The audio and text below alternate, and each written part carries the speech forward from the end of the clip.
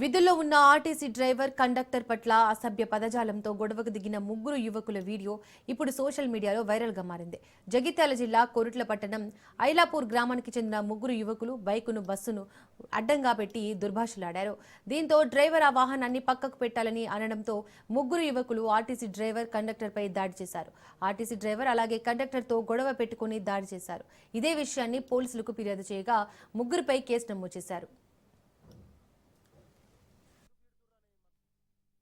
జగిత్యాల జిల్లా కొరుట్ల మండలం ఐలాపూర్ గ్రామంలో సాయంత్రం స్కూల్ పిల్లల్ని తీసుకొని రాగా ఒక ముగ్గురు వ్యక్తులు మద్యం సేవించి మాపైన దాడి చేశారు.